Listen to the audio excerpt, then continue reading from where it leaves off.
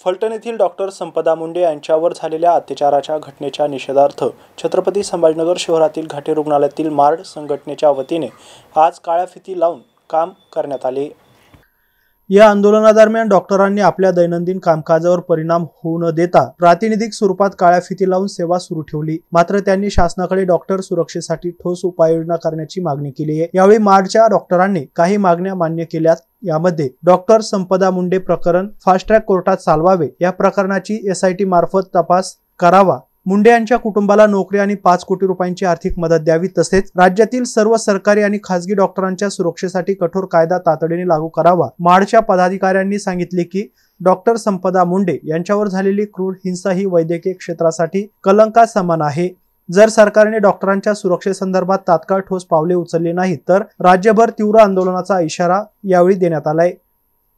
ते जे रुग्णालयातील जे आमच्या कलिग होत्या, ज्या आमच्या भगिनी होत्या, डॉक्टर संपदा मुंडे यांचं दुर्दैवी असं जे निधन झालेलं आहे, त्याचा निषेधार्थ आम्ही हे सगळं आंदोलन करत आहेत।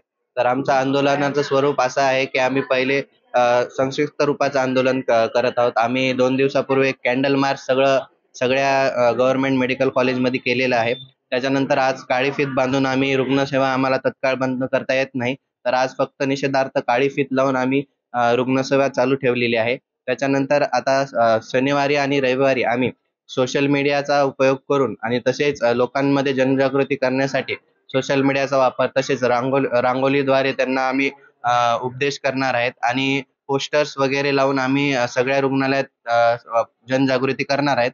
तसेच 3 तारखेपासून आम्ही OPD सेवा ही बंद करणार आहेत आणि 4 तारखेला पूर्ण महाराष्ट्रभर आमची एक रॅली निघणार आहे की निषेधार्थ, आणि त्या दिवशी आमचं काम बंद असणार आहे। OPD सेवा आणि इमर्जन्सी सेवा त्या दिवशी 3 ते 4 तारखेला चालू राहणार आहे, पण OPD सेवा आम्ही बंद करणार आहोत।